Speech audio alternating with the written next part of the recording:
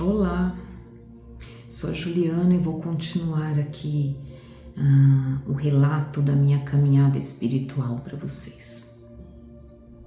Bem, então na parte 1 eu contei sobre as igrejas evangélicas e que saí de lá com 15 anos, então paramos de seguir.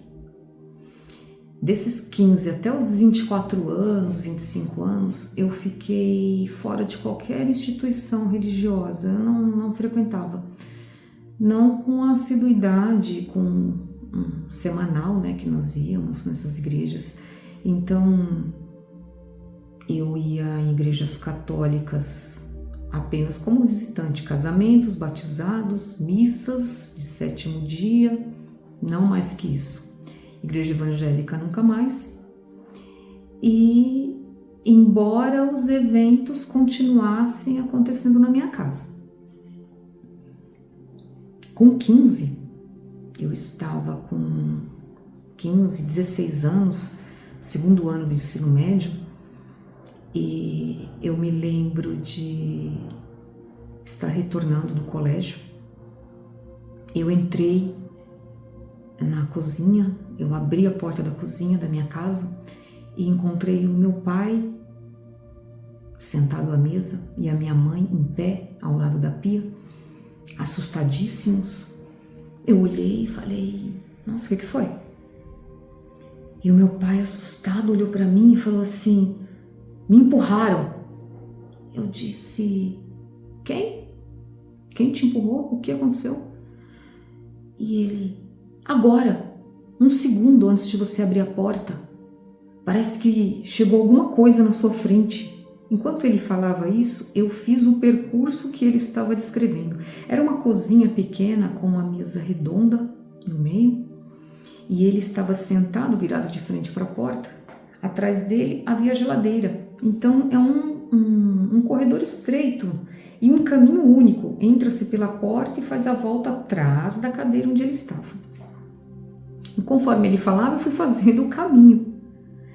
E tanto que eu fiz a volta e parei, fui interrompida pela cadeira dele que estava no caminho e coloquei a mão, como quem espera que ele saia, que ele se afaste. E ele falando, parece que passou alguma coisa, parece que você veio assim, passou, alguma coisa passou por trás, fez a volta na mesa, chegou aqui e me empurrou para passar, como se não pedisse. Com força, me atirou, com cadeira e tudo sobre a mesa. Agora sim, eu fui empurrado. E ele assustado, e ele ficava repetindo isso, repetindo, e a minha mãe assustada, olhando, ouvindo, nada falou. E eu fiz o mesmo, ele contando e eu fazendo o mesmo percurso até chegar onde ele estava. E coloquei a mão sobre a cadeira dele, esperando que ele saísse para que eu passasse. Era o mesmo percurso, não tinha outro caminho. Aquele era o caminho de entrada. Então, tudo continuava igual e tudo o que aconteceu antes, na primeira parte que eu contei, continuava acontecendo e agora nós tínhamos outros eventos já.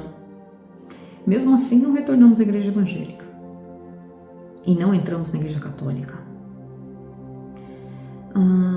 Ao invés disso, minha mãe começou a ir em locais diversos. Eu falava assim que era a mulher do turbante, o homem do turbante, porque os meus pais procuravam pessoas que jogavam cartas, que colocavam búzios, colocavam cartas, ou pais de santo, pessoas que eles queriam que falasse da vida, do futuro deles. Então eu falava assim, vocês procuram pessoas que veem o futuro na bola de cristal. Por isso que eu dava risada e falava assim, você gosta de vir uma pessoa de turbante. Em referência à bola de cristal, né? Ver o futuro na bola de cristal. Então eu falava, nossa, minha mãe não pode ficar sem uma mulher de turbante. E ela nunca ia para ela sempre ia por motivo do meu pai. Meu pai que queria saber, descobriu alguém que atende em algum lugar, que trabalha com isso, e ele falava, vai lá ver, vai lá saber, vai descobrir o que está acontecendo. E me arrastava, eu ia junto. Eu não tinha querer, não era uma família muito democrática, então eu era a companhia da minha mãe para baixo e para cima. E eu nunca passava em atendimento, minha mãe passava, eu só acompanhava, pelo menos dos 15 até os 18. Quando chegou nos 18, ela começou a marcar para mim. Por quê? Porque além do meu pai querer saber coisas, o enredo do meu pai era sempre problemas de trabalho, causas trabalhistas, ações contra o INSS, esse tipo de situação. Ele queria saber de causas trabalhistas. E aí, com 18 anos, eu já estava formada, né? Porque a minha família, nós tínhamos ensino médio já técnico. Então, para o meu pai, 18 anos, opa, vamos trabalhar, todo mundo tem que ter uma profissão. Então, nós não fazíamos ensino médio regular, era técnico já. Saía com 18 anos com um diploma, com uma formação. Então, tinha que trabalhar. E aí, a minha mãe, vamos abrir seus caminhos, vamos procurar. Então, aquela mulher que não acreditava em nada sobrenatural lá no começo, que entrava na igreja evangélica, que tudo então era obra do diabo e eu quero ficar longe disso, não acredito nisso. Se eu não olhar, não está acontecendo. Se eu não der atenção, não está acontecendo. Agora virou a pessoa que procura esses locais onde possa trazer uma facilidade, uma abertura de caminho, um trabalho, um certo atendimento que me traga rapidez às minhas demandas. Então, íamos agora pelo meu pai e por mim. Nessas idas, muitas idas, nós fomos do Grande São Paulo inteiro. Do ABC a Barueri, Carapicuíba, ao outro extremo da Grande São Paulo, que era Guararema. Íamos em qualquer lugar, sempre eu e minha mãe. Sempre juntas, sempre nesses lugares. Meu irmão não participava, meu pai, se foi, ia uma em 100. Ele não ia. Nós pegávamos ônibus e íamos. Ele com o carro, ele não nos levava. Mas ele queria saber, o assunto era dele. E então, eu não dava muita atenção, né? Não acreditava muito, não dava muita atenção, mas eu tinha um certo medo e um receio de ir em locais com pais de santo. Eu não me importava de ir na cartomante, na pessoa que está jogando búzios ali de dia, do lado da saúde de outras pessoas. Mas quando eu tinha que ir em um lugar onde eram terreiros ou casas, mas eu tinha que ficar sozinha com um pai de santo, eu não gostava, eu fugia desse tipo de situação. Mas a minha mãe marcava e eu ia, e eu fugia das brigas em família, lá estava eu. Quando eu via, já estava lá. Vou contar 3 situações, 2 ruins e uma boa. O que eu posso contar delas, né? Então, em uma dessas idas, com tudo aquilo acontecendo dentro da minha casa, né? Mas agora o foco era trabalho. Então, nós fomos em Santo André. Nesta casa de Santo André, era um terreiro que funcionava à noite, então à noite era um centro que tinha atendimento. Durante o dia, ele fazia atendimento individual, com hora marcada. Era uma casa de candomblé. E eu sei que tinha um terreiro, chão de terra batida, aquele altar lá no fundo, com muitas imagens que eu não se reconhecia. Eu tinha 19 anos nessa época. Eu não reconhecia nenhuma daquelas imagens. E um quintal longo, extenso, então eu fiquei sentada no quintal e minha mãe lá dentro foi atendida. Quando ele terminou com ela saiu, foi para o quintal e eu entrei. Então, de onde ela estava, ela me via. Ela não escutava, mas ela me via. E eu tô tranquila ainda.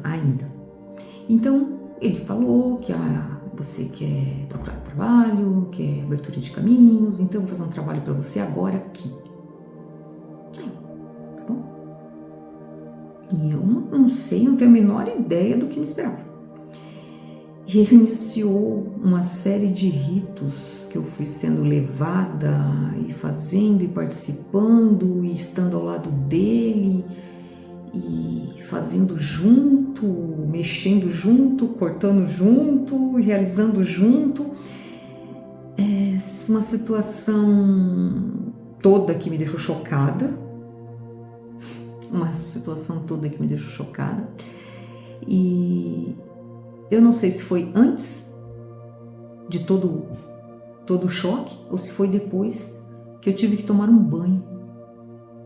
Essa é a parte que eu posso contar. E no meio desse quintal você tinha um triozinho, passava para trás de umas plantas, parecia um muro com plantas. Atrás tinha uma cabaninha com palhas. E ele falou que ia me dar um banho ali. Claro que eu não estava preparada, nem sabia do que se tratava. E nós entramos ali, ele quinou folhas ali na hora, macerou essas folhas e falou para mim tirar a roupa. Aí eu... Oi? Tem que tirar a roupa, tirar tudo, que eu vou te dar um banho.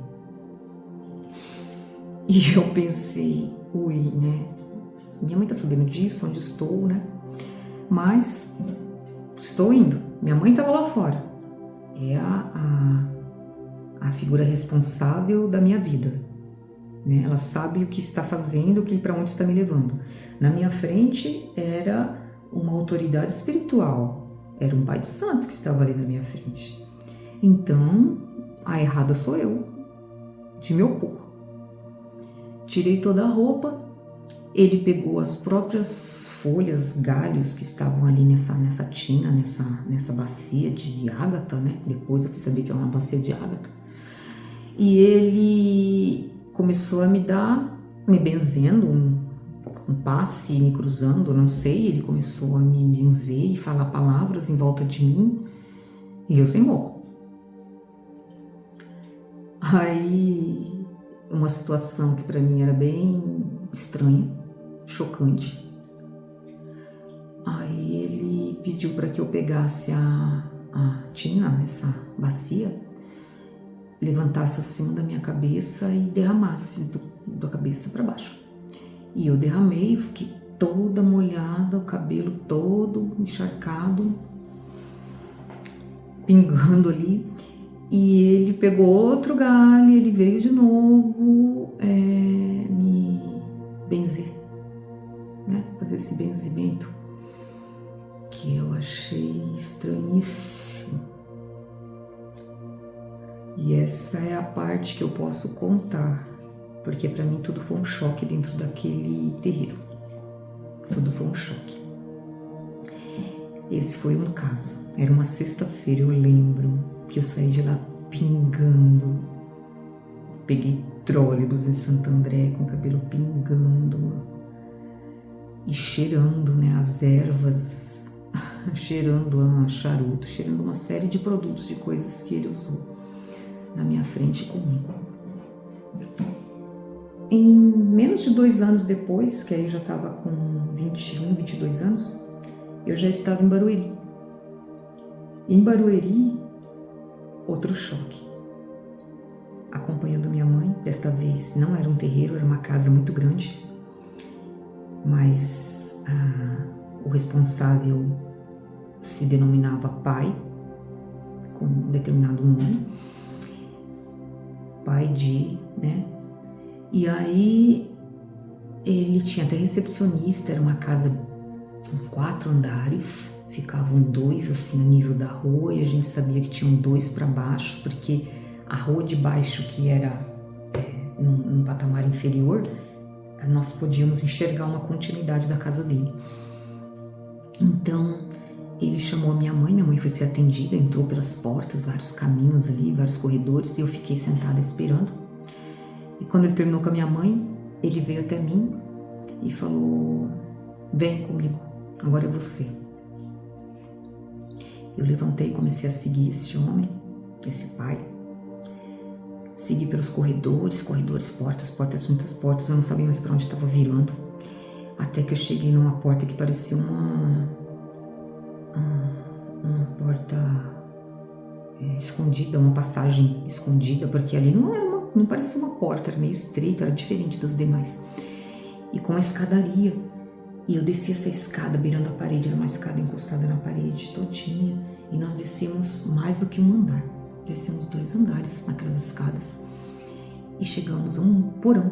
A casa dele tinha um porão. E lá, meia luz, uma luz indireta, muito fraca, nenhuma janela. Uma luz indireta, muitos cantos escuros, eu não conseguia enxergar o que tinha nas paredes. Uma música instrumental tocando, baixinho. Uma máquina que soltava uma fumaça, tipo um gelo seco com um cheiro. Tinha um cheiro de erva. Então ela soltava, sei lá, a cada 30 segundos eu escutava e soltava aquele cheiro no ambiente. Ficava como se fosse uma fumaça que diminuía ainda mais a visão do lugar, que já tinha uma iluminação horrível. Barulho de água caindo, tinha uma queda, uma cachoeirinha artificial, uma queda d'água, ficava esse barulho de água caindo. E ali ele começou a conversar comigo e ele falou o que eu queria, o que eu buscava, e eu sempre com a minha frase criada lá da minha mãe. Eu queria abertura de caminhos, porque eu preciso trabalhar, e todo lugar que eu vou eu não consigo, eu preciso entregar um currículo e ser chamada. E aí você quer mudar a sua vida, você quer melhorar, você quer arrumar um trabalho, você quer que seus caminhos sigam para uma coisa melhor? Sim. Aí ele, então nós vamos mudar isso hoje. Você confia em mim? Sim. Você está disposta a fazer qualquer coisa? Sim. Você está pronta para mudar a sua vida? Sim. Você vai fazer tudo o que eu pedi? Você vai acreditar? Você tem fé? Porque se você não querer, você tem que ser a primeira pessoa a querer. Porque se você não querer, nada vai acontecer na sua vida. Tô ali. Então você vai fazer tudo o que eu mandar, não vai? Então você confia em mim e vai fazer, como se estivesse me hipnotizando. Então você confia em mim e vai fazer tudo o que eu mandar você fazer. E ele começou a amansar essa voz, falando mais baixo, como se fosse hipnotismo. E aí ele começou a falar coisas para que eu fizesse, e eu vi que a conversa estava indo para uma outra direção. E nesse momento eu, como cortei, despertei, e na minha frente não tinha mais um pai de santo. Eu não enxergava mais como um pai de santo. Era um homem na minha frente, me pedindo uma série de coisas. Então eu falei, não vou fazer. E aí ele falou, o quê? Mas você quer fazer? Aí eu, não quero fazer. Você quer, porque você quer melhorar e você confia em mim e vai fazer o que eu estou mandando. Eu falei, não vou fazer. E aí ele se zangou e falou, você não tem fé, você não confia em mim. Eu estou te guiando o que você deve fazer para abrir os seus caminhos e você não está confiando em mim. Eu fiquei quieta. E ele foi se zangando e eu me fechei e eu ia me afastando. Só que a escada para sair estava atrás dele. Eu precisava passar por ele para subir a escada. Porque se a escada estivesse do meu lado, eu já teria subido. Mas ele estava no caminho. E ele falou, você não vai ter nada, você não vai conseguir nada. Você veio buscar-me, você não acredita em nada e você não faz nada que eu mando.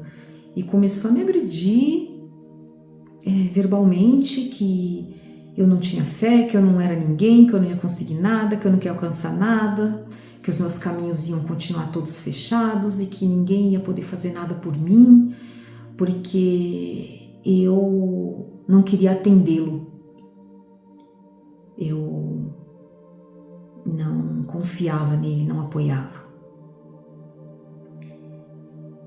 Eu não estava disposta a fazer coisas por mim. Foi isso que ele falou. E nessa minha postura eu não ia conseguir nada. E ele ficou muito nervoso, ele ficou um tempão falando assim comigo e eu só queria fugir. E para mim era um homem gritando comigo, não era um pai de santo me dando uma lição ali. Ele não estava me ensinando e me orientando nada, era apenas um homem. E aí ele desistiu do que ele estava tentando fazer e ele começou a subir a escada bem rápido, com raiva, reclamando. Eu escutava ele reclamando que ele estava perdendo o tempo dele comigo. E eu subi atrás dele rapidinho, eu fiquei com medo de ficar lá trancada, subi atrás dele na escada e quando ele chegou na recepção, ele virou para a recepcionista e falou assim: pode fechar a ficha delas e cobrar. E assim, colocou a minha e minha mãe para fora. Minha mãe nunca soube disso. Minha mãe gostava muito dele. E ele é uma figura bem conhecida. E eu nunca mais voltei. E eu prometi para mim mesma que eu nunca mais iria me colocar nessa situação de estar na frente de um pai de santo em um atendimento individualizado, fora de horário de gira. Porque eu já tinha ido em muitos terreiros, então eu sabia como funcionavam as giras. Com todo mundo junto numa corrente. Agora, numa sala separada, num quarto separado, numa cabana separada, tomando banho, eu nunca mais ia me colocar nessa situação. E a minha mãe não tinha nem ideia aos perigos que ela me expunha. Não tinha nem ideia. Eu nunca faria isso com a minha filha. Nunca faria. Então, esses são os dois casos em que eu posso contar superficialmente. Duas situações que eu passei, em que eu posso dar fazer um leve rascunho da situação, sem nomes e sem detalhes. Avançamos agora para meus 24 anos. A última indicação da minha mãe, eu fui procurar uma psicóloga. Na época ela era uma psicóloga clínica. Hoje em dia eu fui procurá-la para saber o nome, inclusive para falar aqui para vocês. Ela se intitula terapeuta espiritualista e ela atendia na região da Paulista, na Bela Vista. Na época, quando eu comecei, era no Pari, depois ela passou para Bela Vista. Mas ela fazia um atendimento clínico, psicológico, terapia mesmo, nós conversávamos muito, mas ela também fazia reiki, ela trabalhava com cristais, chakra, então ela fazia outros tipos de atendimento. Eu me sentia muito bem, numa paz ali com ela. Ela fazia atendimento em grupo e individual. E ela entregava para mim, todo final de sessão, uma mandala, uma folha de sulfite A4 com uma mandala e uma vela de 7 dias. E ela pedia: você vai acender isso lá no seu quarto, todo dia de manhã, você vai se ajoelhar e vai orar. Aí ela falava: você vai rezar um Pai Nosso, uma Ave Maria, um credo. E foi a primeira pessoa que me carregou com orientações boas, que naquele momento, pela primeira vez, me atingiram. Eu ouvi, porque até então eu ia em locais onde minha mãe escolhia, minha mãe me levava e eu não via fundamento. Eu indo ou não indo, para mim não fazia diferença. E ela me entregou uma rotina. Ela começou a desenvolver em mim uma curiosidade, uma vontade de querer me ajudar, de colocar o joelho no chão e de rezar. E ela, em uma dessas mandalas, curiosamente, ela me entregou, era uma espiral, a espiral de Yansan. Uma espiral, e ela me deu a vela, e o que acompanhava esta mandala era uma oração do perdão. ela falava para eu orar aquilo, rezar aquilo 3, 4, 5, 6 vezes. Eu tinha que rezar aquilo sempre, sempre, sempre que eu me sentisse angustiada era para eu rezar. E ela falava, você tem que se perdoar. E você tem que perdoar as pessoas à sua volta. As pessoas que você fez mal. Mesmo que você não saiba. Então, ela me trouxe essa rotina. E nas terapias dela, ela me colocava em frente a espelhos, onde ela me falava, se olhe quem você é e peça perdão a você. Fala que você se perdoa. E claro que eu não falava. Fala que você se ama. Você tem que se amar, amar essa pessoa que está aqui, ou que você está vendo. E eu não me amava. Mas ela foi a primeira pessoa que eu parei e ouvi verdadeiramente. E ela falou uma coisa para mim um dia: você precisa de uma religião. Eu vou te dar um endereço. Eu quero que você vá. E você vai frequentar algumas vezes. Se você não gostar, você sai. Mas eu faço votos que você goste e você fique. É um ponto para você, um lugar para você seguir. E ela me deu esse papelzinho e eu saí de lá com esse papel, esse endereço. E é onde eu fui parar. Vocês vão saber no próximo vídeo onde era esse lugar. Só que uma coisa eu digo, eu fiquei 6 anos lá, indo sozinho. 6 anos. Já já eu volto para contar.